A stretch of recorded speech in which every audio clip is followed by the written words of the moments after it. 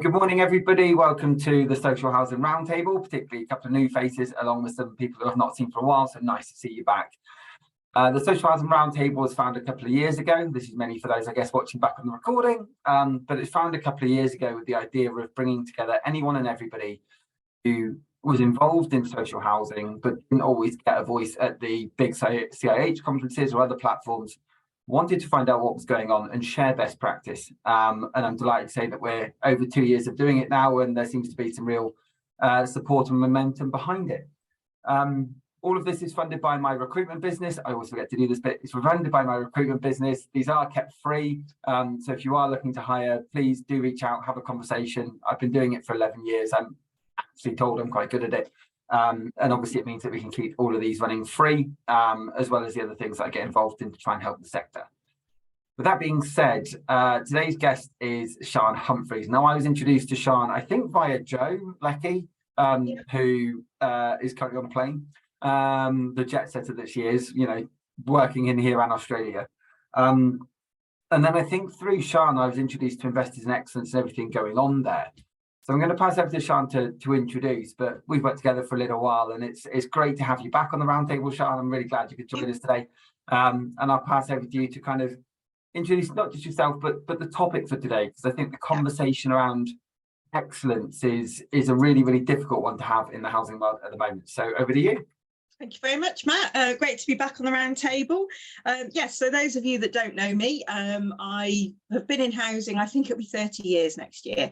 And I can honestly say I've never known the sector so intense, so confusing of what new legislation is coming, when it's coming, how it's coming, all the building safety stuff, all the damp and mould stuff, all the consumer regulations, the TSM, everything. Oh, and then the day job. So one of the things I did last year or year before actually was boldly make the decision that the corporate world I'd had enough of. I wanted to be able to work with more companies and businesses and help more people. I'd known Joe for a long time at Big Picture Training. I think I've frozen. Can you still hear me? Yeah, I can hear you absolutely fine. Yeah, it was just a frozen moment. I was looking going, that's got a bit strange, but no, can hear you fine, Siân. Okay, cool. So I worked with Joe Leckie in Big Picture Training around customer service training, and I've known Investors for Excellence for a long time. I did my Lean Six Sigma training with them way back when, and I've been very involved in the understanding how the Investors in Excellence standard can work in the social housing sector. So I think, without further ado, probably a good place to start is a bit of a question, and we will have a discussion at the end of my presentation, but it was just about when somebody says excellence to you, what do you think? Shout out what you think. On a promise? Okay. There's no right or wrong answer to this, by the way. It's not a trick question. Val? I think, yeah. I was going to say, even though it's good to have excellence, you're always learning for excellence. So it's 22 catch, because you could have excellence, but then what is excellence? It can be a training all the time. Yeah. I didn't mean to laugh, so apologies. No, I didn't. I'm sorry, Val. Claire put Bill and Ted in the chat, and I just had to chuckle. I know, I'm sorry, I laughed as well, Val. That's all right. That's fine. That's fine. I won't hold it against you. Denise. Can I say excellent to me is definitely not social housing. Excellent is it's the top standard, isn't it, for whether it be a car or around consumer standards or whatever. But excellent, when it said that it was about excellence this week, and I just thought I would like somebody to tell me a model of excellence in social housing so I can go and visit it and sort of like learn from it, because I do not believe it exists. Okay, good point. Claire? Apart from showing my age by immediately thinking of Bill and Ted when I hear the word excellent, I agree with Val that it can become a bit of a catch-22, that it should be that something's doing exactly the job it should be doing. but it becomes and a bit more. And then that becomes the norm. And so it needs to be a bit more again, and becomes a little bit okay. Well, I Googled excellence this morning, and I could still be going down the rabbit hole now, but it came up and said the quality of being outstanding or extremely good. So then I went, well, what's outstanding mean? And then outstanding is exceptionally good, or not yet paid or dealt with. And then I was like, oh, is excellent, that could mean that we haven't done it yet. So I was like, going down. Then I thought, well, what does good mean? And it said having the required qualities of a high standard. And then I got to thinking, right, so if I got a good off the teacher at school, was I pleased with that? What if I got an excellent? And what were they measuring me against? Was I just better than the bad bunch? Or was I hitting all the things that they'd asked of me? So as I said, I could still be down that rabbit hole now trying to work out what it was. So I think what I want to just go through is a couple of slides about what investors in excellence think is excellence. And bearing in mind, the investors in excellence standard is a recognised standard globally in a variety of different sectors. And it isn't something that I can say to you, excellence is this in housing, because it depends on a number of factors, and it depends very much on your organisation, and more importantly, what matters most. There's a real emphasis on what matters most to your organisation. And I think it was Denise said something about, it's the top type of car, or what have you. Now, if you said, you might have a thing, but you said, oh, actually, a Ferrari is the epitome of excellence in a car. But actually, some of those Ferraris won't go over a speed bump. So is it excellent? It depends on what you're using it for. So I think that's why it's so difficult to define what excellence looks like. So I'm just going to share my screen, and bear with me because I don't always use Zoom. So hopefully when I do my screen, you will be working. We're good. I have this thing every week. I'm like, it was. Now I've done something wrong. Oh, God, where you've gone now? Yeah. Start show. Yeah, thank you. I can't even see it. Where's it gone? Slideshow. There we go. Yeah, thank you. Then from beginning. There we are. Lovely. Thank you. Right. Not like I've done a number of these helping people out, Sean. I'm no, I know. It's when you use the Teams and it's different. So anyway, right. So there's me in all my glorious colour, and that's Judy, who, if you were on the excellence event we did last year, Judy came and presented. So Judy is CEO of Investors in Excellence. Lovely lady, really passionate about what she does and the organisation that she works for. So IIE have developed an understanding of excellence, and it is producing your ultimate best in any given situation with or without a conducive environment to do so. And I think this really resonated with me because I thought, actually, yes, we go into work every day and something happens that distracts us from what we should be doing. But does that mean we shouldn't give our best, whether or not the environment is perfect for us to do so? So bear that in mind as we go through today's session, that sometimes the situation won't always be perfect. So how do we manage to give the excellent service to everyone as we go through? And the Investors in Excellence standard is exactly as it says here. It's a unique framework.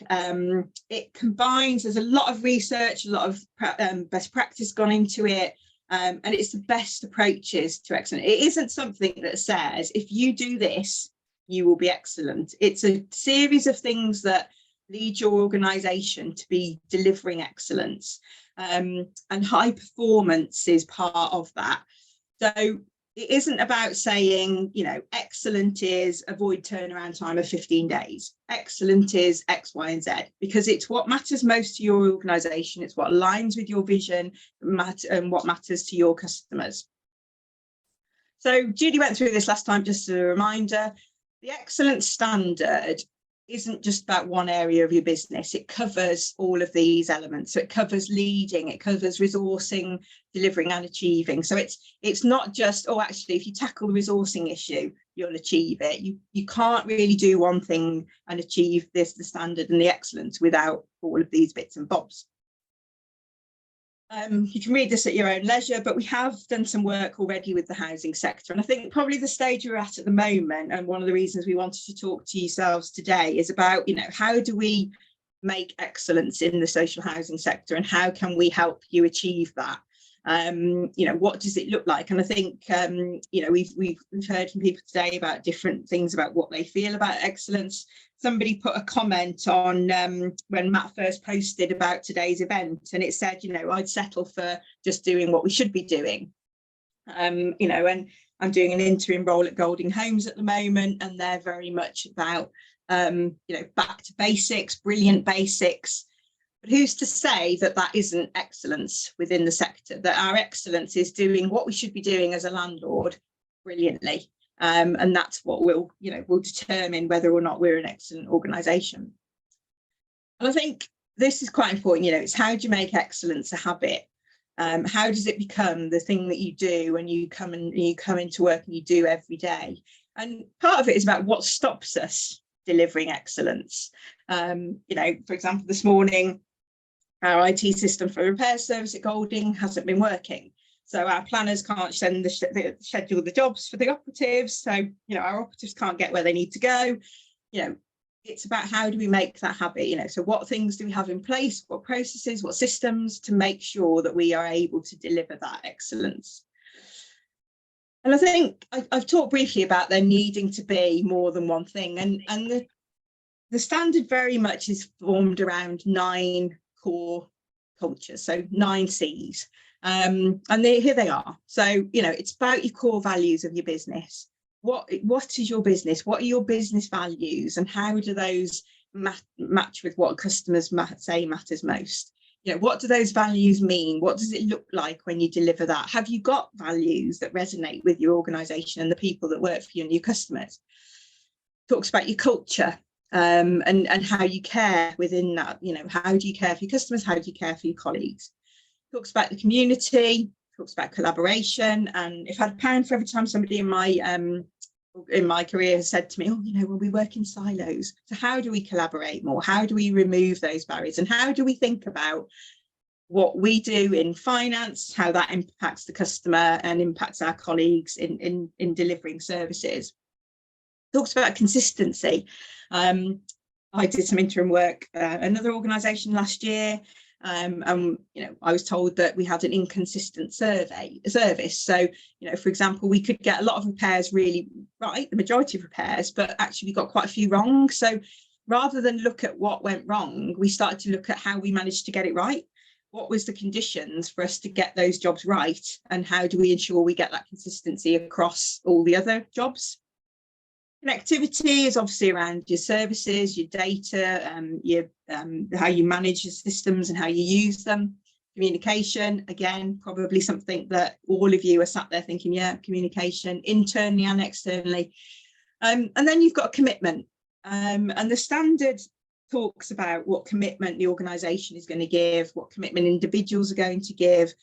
And you can also look at these 9 C's as an individual. And when I first started talking to Judy at Investors in Excellence, I went through these 9 C's and thought, what impact would this have if I was using this in housing? And, it got me to start thinking about, you have to be bold to do this. You have to be bold to say that you want to go for excellence. It's not something you can wake up one morning and say, oh, we're going to be excellent today, because you need to define what excellence looks like to your organisation. And even within housing, it will be something different to different organisations. It'll be something different to your customers. And I went through and I thought, looking at all these different things, your core values, it's about going back and thinking, what are we here for? And, you talk about excellence, if we build the most amazing new properties and then we don't take care and manage the ones we've got, then are we an excellent organisation? Well, no, because actually what matters most to our customers, the ones that we've got, is, that my home is well maintained. So it's about looking at what you're there to do and how you evaluate what you do. We talk a lot about in the sector about well-being. Well, the whole of the world's talking about well-being and everything now. And it's like, what is it that we're doing around well-being and caring for colleagues, caring for customers? We talk about well-being, we offer benefits and different things, but actually, for some people, the well-being comes from the fact that they're frustrated in something they do. You know, they may have to get a signature from an exec director to recruit a new housing officer when the you know, they've already got the budget to do that. You know, so has that been explained why that needs to happen? Because the frustration it causes actually gives anxiety, can cause real well-being effects. So how do you build that caring environment for colleagues? So we've got a little investors. So excellence equals MC9. So it's the 9 core components, the 9 C's that develop the excellence formula. And I'm sure while you're sat there, you're thinking about all these different things within your own organisation and thinking whether or not all of those are working effectively and as they should be to deliver excellence. So we're developing at the moment a case study, a way of developing the standard that it will be relevant to the sector. So as I said, the IIE standard is a worldwide standard. It works across sectors, across the world, and that the standard itself will develop and change, but the core elements of it will always be the same. But we want to know how we could help housing and how we could move that forward. So we are going to send out a little survey after the event. It's a QR code. You go online. It's completely anonymous. It takes about 3 minutes, and it's against the 9 C's, the core elements, and just an analysis of where you think housing is at the moment on a score of 1 to 10 in the different sectors. So we'll send that out. We'd like, you know, if you could fill that in, it would be really helpful. But you know, the IIH approach brings, and for anybody looking for excellence, you know, you need to have a clarity of purpose. And I think the sector is looking at that at the moment. What are we here for? What are our aligned objectives? You know, taking on board everything that we've got to do, as I touched on at the start of the session, you know, all that's coming at us from the regulator, from the ombudsman, government, from changes to building safety, from what our customer experience is expected to be. You know, what's our clarity of purpose? What are we here for? And do we have the knowledge that's aligned to that? You know, are we listening to what our customers are saying? Does our core business plan, our corporate strategy, is that aligned to what our customers are saying? You know, how does it link into what customers' complaints are about? You know, if our corporate strategy says we're going to build 500 new homes, but actually we've got customers saying we want you to tackle antisocial behaviour more. You know, how does it align to what we're being told? And what are our objectives? You know, up and down the country with the rent cap, we've been looking at what it is they want to achieve. And a key part of excellence is a performance analysis and understanding what it is that you should be doing. You know, it focuses very much on your outcomes. So what are you able to evidence that you're delivering?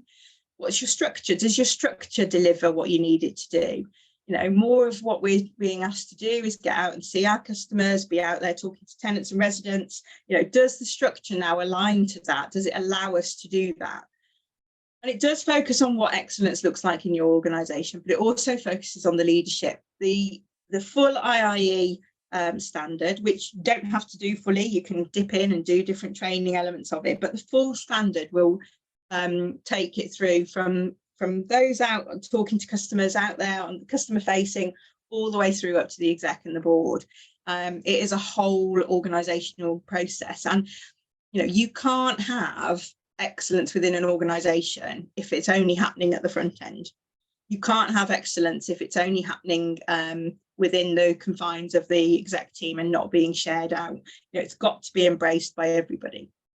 And you know, the work that I have done with other organisations, there's some things there that can tell you about what you get. It can support growth for organisations that are looking to do that.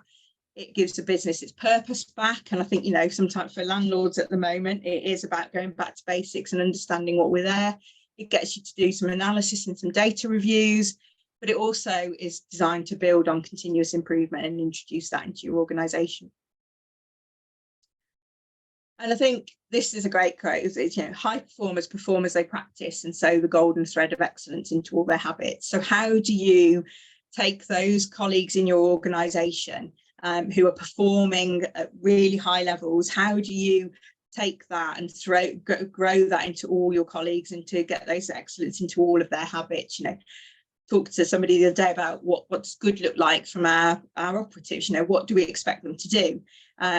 It's a balance, isn't it? It's between, you know, doing the job well, giving a good quality repair, but it's also about taking a bit of time to acknowledge the customer, say hi to the customer, talk to the customer, tell them what you're doing. But at the same time, we don't want them sat there for an hour having a cup of tea and a chat, because we need them to be doing the productivity. So where's the balance? You know, it's not all about thou shalt do 6 jobs a day and get complaints from customers because you're in and out and don't acknowledge them. So it's that balance of what excellence looks like, and you build it into your habits and the things you do every day.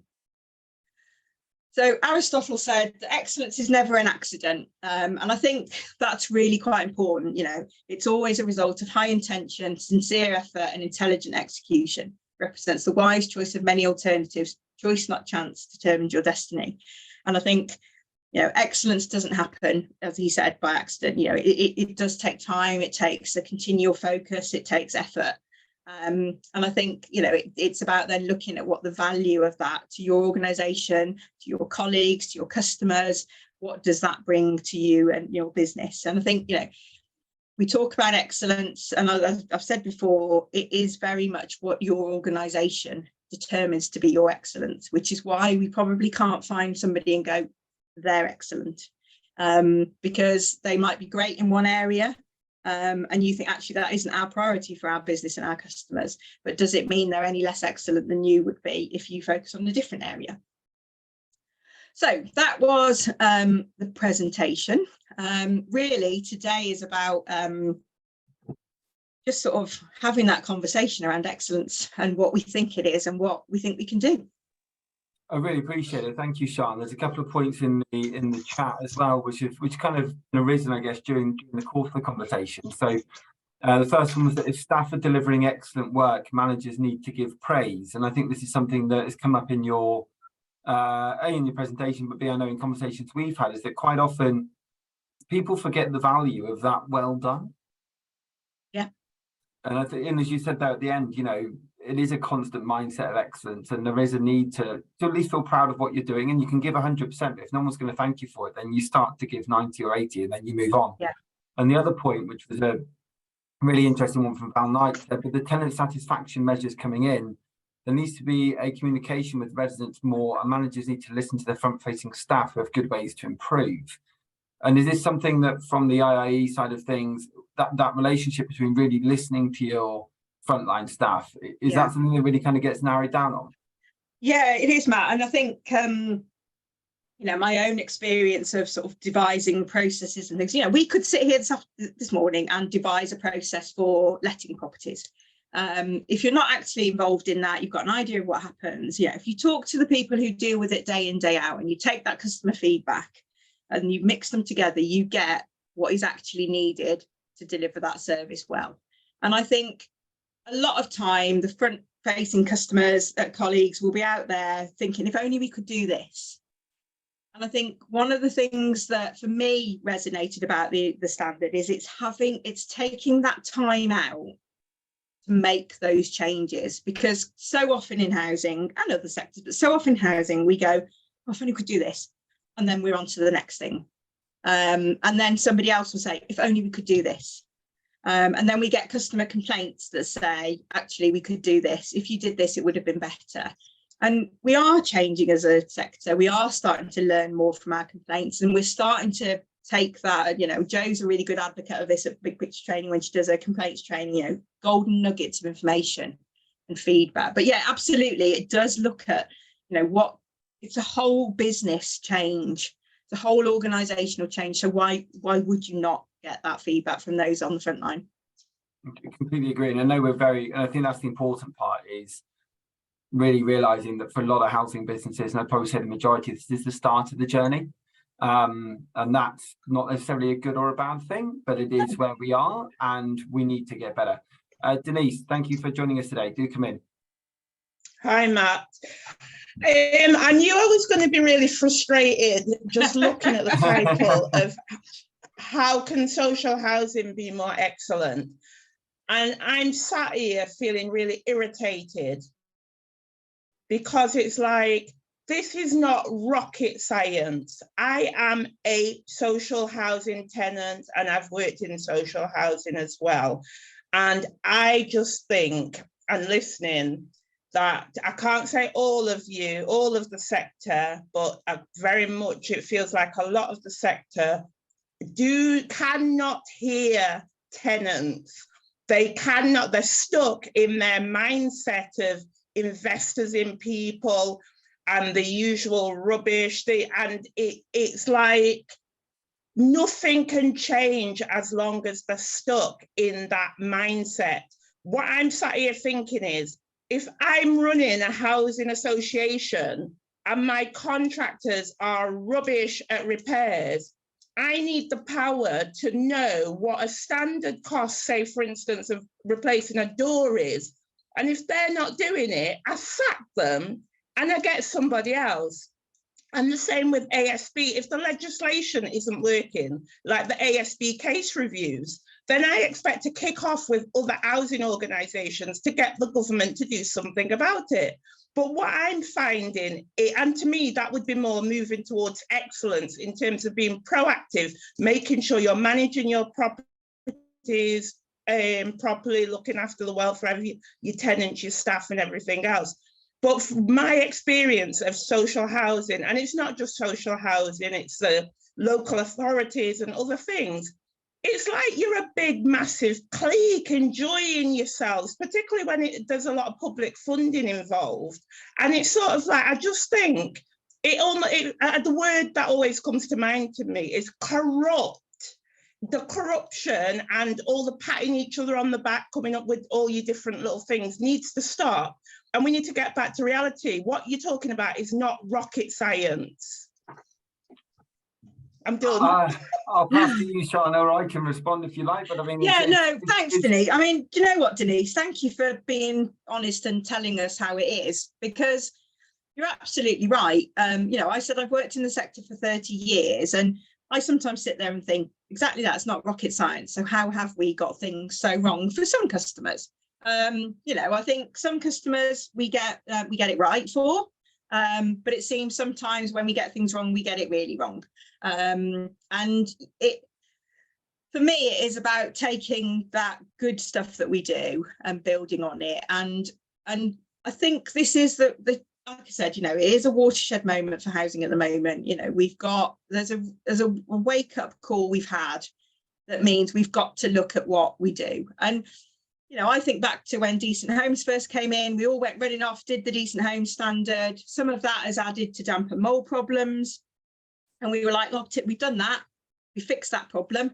We then went off and we're building new homes, but we've forgotten that those ones that we invested in years ago need to be maintained and kept up to date. So now we've got a growing number of repairs. We've got people who are waiting longer for their repairs. And it is a rocket science, and it is about peeling back those steps and taking it back to basics and saying, right, what matters most to our customers, and really listening to what matters most to our customers. And I think of an example of when my husband bought a new car. And it was a nice car. He spent a lot of money on it. And we went to pick it up all excited, and they gave me a bouquet of flowers. Now, don't get me wrong, that's very nice, but why? And it's a very sort of simple thing, but why did you give me a bunch of flowers? I just wanted a car. I wanted the car on the day I was supposed to get it. It needed to work and do what it needed to do, because 2 weeks later we had a problem with it and it had to go back in the garage. So it's like, you gave me some flowers thinking that was a great experience for me, and then 2 weeks later the car didn't work. Well, focus on making the car work. Focus on what is important. And I think, I can see you smiling, and I think that is probably what we're doing in the sector now. And, you talk about all these things, and Investors in People is an important award for the people, for the colleagues. Richard Branson will tell you that if you look after your colleagues, the customer service will take care of itself. So there's an element of, we need to make sure that we're looking after colleagues, because it will, if a colleague is more motivated, is happy in their job, they are more likely to answer the phone to a customer and deal with what they need to do. But I think it is reflective of where we are as a sector. And I don't know what other people on the table there's a few points in the chat I want to bring in, and then that, but I do think there's an element there of finding the balance between, and I also agree with Denise, there's definitely stigma still attached. I think there's a cultural issue from some people who work in housing, but on the flip side, there really isn't an abundance of people to hire. And I know we're saying, sack the person who can't fit the door and then hire someone else. I'll be honest with you, if you can find someone else to hire, let me know, because I'll get them a job tomorrow. It's that bad at the moment. There aren't staff. So there is a real balance of what we're trying to do. That availability to just hire as you wish isn't there. There is a balance. But in terms of the chat, Claire Patterson's mentioned, I love that you're talking about purpose, which is the most important word in my work, in data and privacy and in housing, as well as many other sectors, of course. Completely agree. So often and exactly what you've almost mentioned there, Siân, what was the purpose of giving you those flowers? Absolutely pointless when what you wanted just didn't work. Sue Weston, managing change effectively means taking tenants and customers along with us as well as staff. Though she agrees completely, it's not rocket science. Agrees how patronising to give the wife flowers as well. And Val Knight mentioned that I was the Ombudsman resident panel in April. The Ombudsman is calling for evidence for communication and vulnerability. I think that's an absolute key piece. If I just lost Siân, I have. Okay, hopefully she'll pop back in a minute. Sophie, let's carry on. Do please come in, because as I say, it's a round table and everyone's opinion matters. Thanks, Matt. It was hopefully Siân will come back, but it may be I hope so too. Yeah, because it's a question for her, but also I think it'd be interesting to get others' take on it. So I'm a neighbourhood manager in my current role, and I am constantly sort of trying to. There's within the organisation I'm at, customer dissatisfaction is quite high at the moment. We're always told of ways to do things by the people who don't actually speak to our residents. I am one of the people that does speak to our residents a fair bit, is quite frontline, and it's really just, how do we get senior management, so the people that make the decisions that impact everybody, including the frontline workers, but most importantly the residents, how do we get them to listen? Because I've tried everything, and I'm sort of at the point now, I'm having regular meetings with various residents, and it's now just a case of I force people to come to meetings just so they can hear firsthand the kind of things that we're having to hear. So it's just really sort of any tips, because I personally joined housing and enjoyed the job I do because I like to help people. But I sometimes think that everyone has sort of their own agendas, or I don't know what it is, but it's a struggle. You aren't alone in this, and I think if you look back at some of the work that Laura Oye-Daly is doing at the moment, so much of what she's talking about as part of her presidential campaign is anti-racism in the boardroom, and that's just one part of this. I think the fact that you keep campaigning is a huge piece of it. And Siân, just to catch you up there, and apologies if my talking bored you for a moment. You know what, my electricity flicked off. That wasn't very excellent, was it? Oh, useful. So what happened, we were just mentioning there, so Sophie was saying that she's constantly in touch with residents. She's a neighbourhood manager. At the front line, for want of a better term, has real experience of what's going on with her tenants, but trying to get senior leadership or executive teams to hear that and make necessary changes, which aren't necessarily massively difficult but are required, is a challenge. And I know actually, Siân, you and I have talked about this is an issue in the wider sector as well at the moment. So if there's any tips or advice you've got for Sophie, she'd love to hear them, but I appreciate it. Yeah, I mean, I think it's always good. At the moment, it's probably really valuable to link it to the TSMs and what's happening with that, and sort of put it in the context of that, because I think at the moment, execs are very much focused on what's coming from the regulator, what's coming through as changes, what needs to happen, and it's kind of like, their eyes are very much focused on what's coming in the horizon. And almost, if you can be saying, actually, this will help us achieve what we need to do, it will benefit our residents, it will benefit our customers, whatever you determine, then call them in your organisation. I think that's at the moment how you'd get people to sort of listen. It's that recognition of what's happening. It's a bit like if you want to do something finance-wise. I think it was Nick Aiken once said he had a conversation with the finance director and they just sort of said no. So we put it on a spreadsheet. figures, and they understood it. So he put it's just quite damning about, and sweeping statement about finance directors, but it is, you talk their language. Yeah. And I do think, this is going to take time to come through. We're seeing more failure notices from the Ombudsman at the moment. And, I like to think, and I wrote a blog on this for Big Picture Training, I like to think that nobody wakes up in the morning and thinks I'm going to give a really poor customer service today. But something happens along the way that means that happens. Now, it might not be anything to do with work. It might be something that's gone on in their life. A lot of colleagues in the housing sector are facing the same problems with cost of living. They might have just had a bill for something they weren't expecting. So how do we support them and give them the space in which to deal with that, and then go out and give the very best customer service to their tenants and customers? So yeah, it's just talking the language of what execs are worrying about at the moment. Lovely, thank you. Wow. So there you are.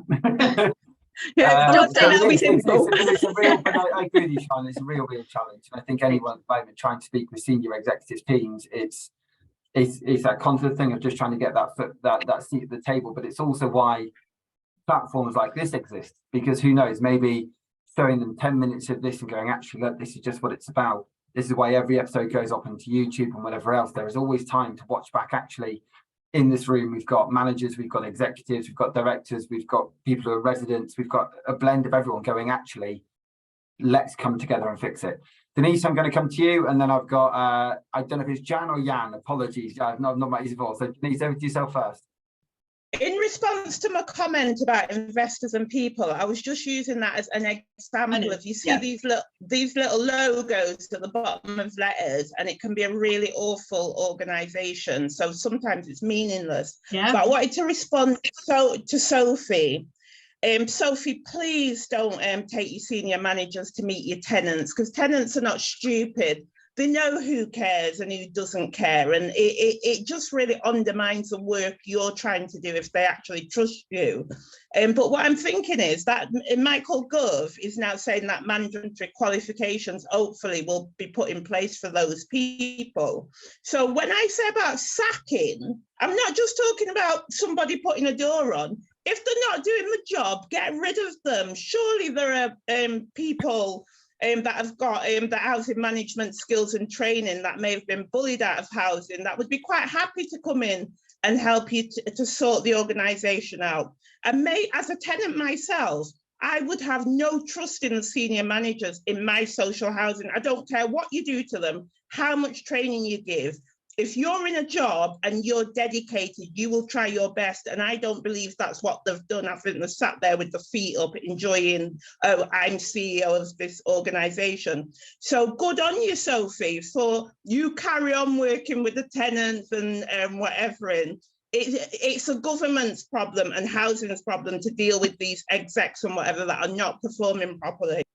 I think the tenant service manager, tenancy service measures that are coming in will highlight a lot of that. I also think there's an issue though with a lot of businesses, unfortunately, deciding they're going to recruit from the private sector and not giving people, for example, like Sophie, going, okay, well, you've got the skills, you've got the experience, right, but the head of we're going to recruit is going to come from a private finance business, because we want to make sure we are running this as basically as a lettings business now.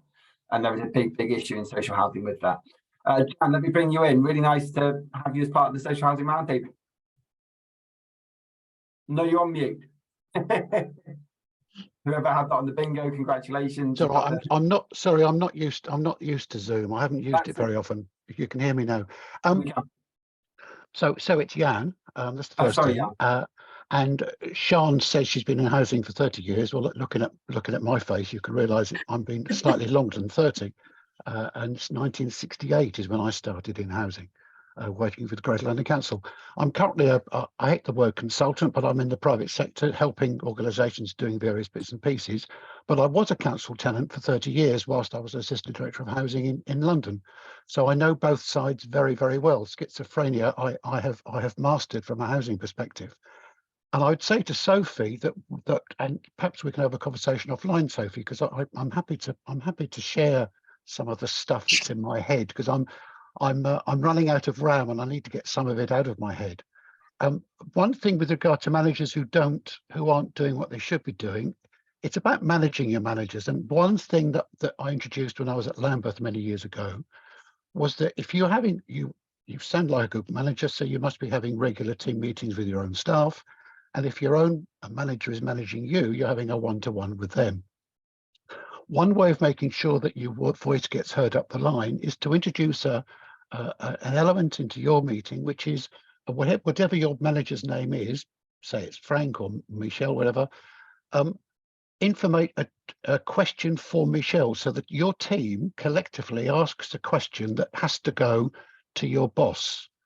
And the deal within the organization is your boss then needs to respond. So you're not kind of diverting the management chain, but you're getting line up. And if you then suggest to your manager that he or she has that within his own team meeting with his own level, then that begins to get information up and down what sounds to me like a clogged management chain. That's the first thing. The second thing, Siân kept using the word customer. And I'm astonished that Denise didn't say I'm not a customer, I'm a tenant, talk to me as a tenant.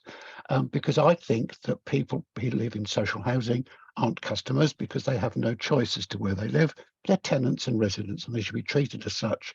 But the whole excellence thing needs to start at the very bottom. Siân said that one of the questions was to ask frontline staff, what we're expecting of our frontline staff. I would suggest that part of that change element is you ask them what they expect, what they think good would look like. And that whole production of an action plan that's based on the staff saying what they want.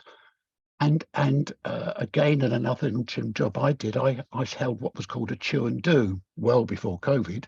People sat in a room, they had something to eat, they talked to each other, and we went through a series of things about what we could do better, what we should stop doing, and so on. And that produced an action plan, which then ordinary members of staff within the organisation then managed themselves. And the managers gave them the authority to make those changes themselves. And that change process, because change isn't a straight line. The American guy Cotter calls it it's a circle of eight, so it's a continuous improvement.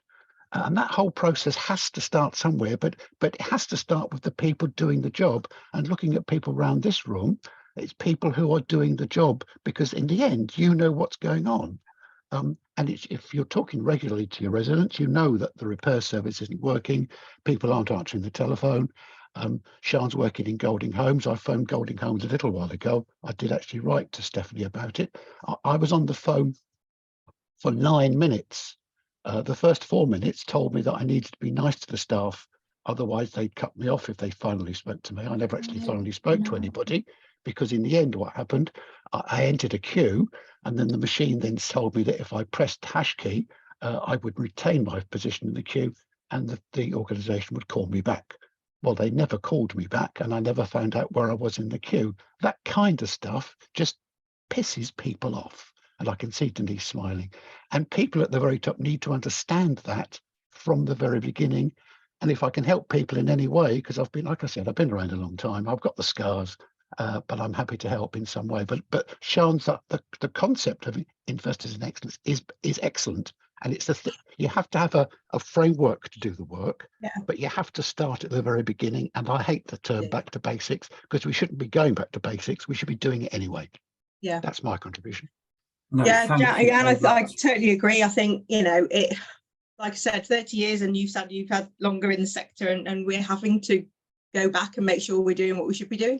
And we can all look back with rose-tinted glasses, can't we, and think it was much better in those days and different things. But the IAE is exactly that. It's a framework that supports organisations to get where they want to be in terms of excellence. And it can't be done in isolation with execs. It's got to have the whole organisation buy-in, and the residents, tenants, customers, whatever you call them in your organisation, do need to be at the heart of that, because it is about what matters most. And, as we said, we could sit here today and say what we think matters most, but actually for every single customer, it's going to be something different.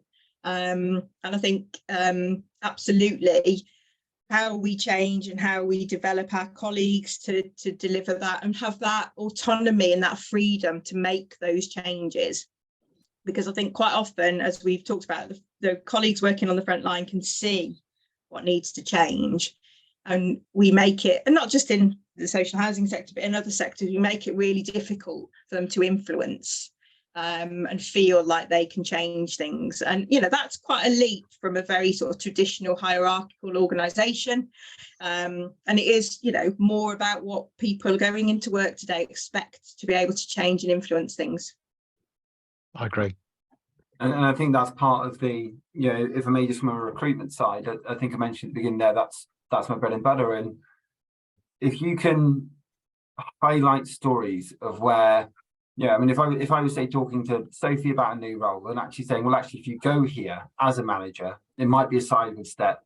There is progression options. But if you go in and actually you can influence change here, that immediately makes that a more attractive role. And it makes it something we're going, well, I'm empowered to do my job. Because otherwise you're constantly battling between wanting to do more and not being able to.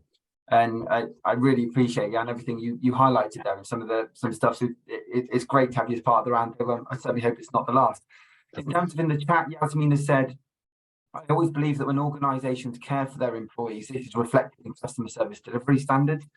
And I think that's a really interesting point then from saying organisations, because as you say, it's not just, I agree with you, Sian, it's not just executive teams you've got to kind of go in that, but equally, if your executive teams aren't in, then no one is, and there's a balance there. And Val has agreed with Sophie, the problem in managers not listening at all. Denise, I'm going to bring you back in. You'll no doubt have some interesting thoughts on Jan and some of the other points made. Thank you. Jan, I just wanted to respond to you saying about meet the customer and tenant term. I would say, thinking about it, I think I would prefer the term customer or consumer or whatever, because I think it feels like it's got more power and it gives me a bit more rights to demand that I'm a customer, whereas tenant, thinking about it, I feel it's got very negative connotations and it really sort of undermines, and it's very stigmatizing. And I was just jotting down here that if I tell people that I'm a social housing tenant, I know they think I'm in the bottom of the bucket of rubbish and whatever. Then a private tenant may be a bit better. And then you go to leaseholders and you work your way up to owner occupiers. But being a tenant, when I'm having these discussions, I feel it gives me slight more power saying customer, because we understand what customer standards are and customer rights and consumer rights. But tenants, it's just so problematic to me. Obviously, that's just my opinion and whatever, but it really does feel like a really bad label attached to me.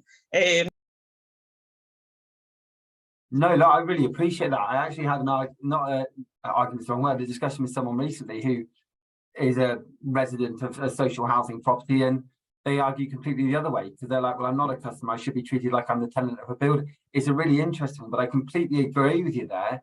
People know what a customer is and what customer standards are. Val, I know you'd had your hand raised. Did you want to come in? Yeah, I was just going to say I'm a resident with Sophie's who works for, and I can totally say that the managers from the top down, well, the old managers from the top down to Sophie's level always thought they knew better, but they didn't. And this is where the culture comes in, is that they're not really going with the change that's going to be happening. And as an involved resident, I still struggle to get listened to by managers. So I can understand where Sophie's coming from, and she's a member of staff. So we are challenging them all the time to get us more from the beginning of decisions, but they're still making decisions without involved residents or residents. So it is an ongoing battle, but hopefully there is change in the future that hopefully will be, excuse me, the new CEO is more tenant friendly, so is the chair, so hopefully good things to come. Fantastic. And like I say, change has to start somewhere, so a new chair is always a good start. Joe, I'm going to bring you in from probably far sunnier Australia than we've got over here. Thank you for joining us. So I'm assuming late in the evening. I know the beginning. I said to Siân at the beginning, I thought Jo was coming today. She's like, well, she's coming in the air. So the fact that you've landed and jumped on the round table, I've not seen you for a while. Yeah. It's lovely to see you again. Oh, lovely to see you. Now I flown in from Sydney, so yeah, my flight was delayed. So yeah, so I'm a little bit late landing for your round table, but I just wanted to support Siân because obviously Siân and I work very closely together, and just wanted to support her on this round table. And obviously it's a subject very close to my heart, customer service excellence. So yeah, and I've joined, so I don't really know what the discussion's been, and I've only been in on the last 5-10 minutes really, but just listening to the conversation around whether we call people tenants or customers or whatever we call them.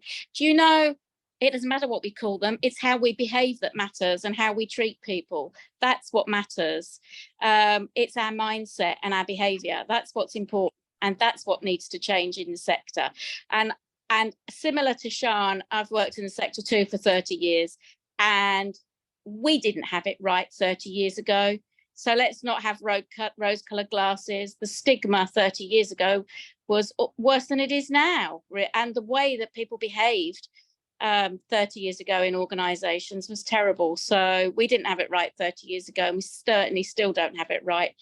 But things are changing, and I can see things are changing. So that's positive. That's positive. No, thank you. And I think what's really interesting at the moment, and I don't know if it is to do with media rhetoric, I don't know, I think as a country we're becoming a little bit more divided with a number of different things, but I've spoken with a number of people, and I've probably heard more about it over the last 6 months than I have done in my previous 10 years of supporting the sector, which is staff almost feeling like, and this is sometimes customer service staff, almost feeling like someone who's got a social housing property should almost be grateful for having that property. Well, that's and kind of like you're in cheaper accommodation, you've got this given to you, why are you complaining? And I think therein lies a massive issue, and I do think it's partly a media narrative, and I think there's other parts going on at the moment in terms of dividing the country.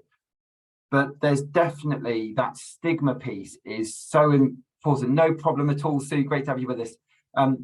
It's so important that we get on top of this again, but I don't know, as Sophie's almost said there, it almost seems at one point you've got some executives are finding it, kind of going, well, what more do they want? It's a cheaper property. You've got some customer service teams thinking it.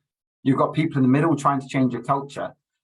I don't know, Siân, from an investors in excellence point of view, how we go about trying to not control that, but get a grip on it a little bit.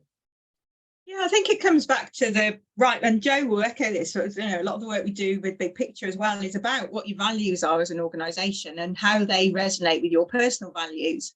And I think I've heard it recently. People say they should be grateful for a home, and it shocked me to my core. It took me 4 hours to calm down to have a conversation with that colleague that I'd heard say it, because I didn't trust myself with what I was going to say to that person. And it was like, hang on a minute, if somebody said to you, you can pay a reasonable rent for a home, and included in that will be, if you have any problems with your neighbours, we'll come out and help you deal with that. We'll complete all your repairs, and within certain time frames, we will provide you with new bathrooms, new kitchens, we'll maintain your property, albeit at the moment there's work to do on that. Who wouldn't sign up for that? Included in the rent you pay. It is an amazing service when you think about it. And actually, we should be championing it more. And it should, it's only the UK that has this way of working. So why have we got such a feeling that Denise is worried if she says to somebody, I'm a social housing tenant, because they automatically assume that she's the lowest of the low and probably think she can't help herself do anything. So it is about why, again, your values of an organisation. Why do you do what you do? Why do you come to work? And I know Jo and I do loads of this, and Jo does it on all of her training sessions about, why are you there? What's your brand and your brand identity? Jo, you were posting something the other day about people doing their brand identity. And I've gone through my career thinking, how would I feel if the person on the end of this from me was my nan. And that's how I've, delivered it. And somebody once said to me, she's a midwife, and she won an award, and she said, I don't do anything special, but she said, every person I'm looking at belongs to somebody, and they deserve to be treated as I expect somebody who belongs to me to be treated. Yeah. Go on, Jo. And that's why we say, isn't it, though, take a look in the mirror and ask yourself, how does it feel to be on the receiving end of me? Because if you wouldn't like someone to speak to you like that, why are you speaking to them like that? You know that, and I agree with you, Siân. And it's not only the UK. Can I just say, Australia's just as bad. Australia's just as bad. There's the stigma about social housing in Australia, because in Australia, the desired form of tenure is home ownership, the same as in the UK. So there's the same stigma, and you hear the same things from members of staff as we do in the UK. People saying things like they should think themselves lucky they've got a home. And that's why customer service training is picking up in Australia in the same way as it is in the UK, because it's needed. It's needed.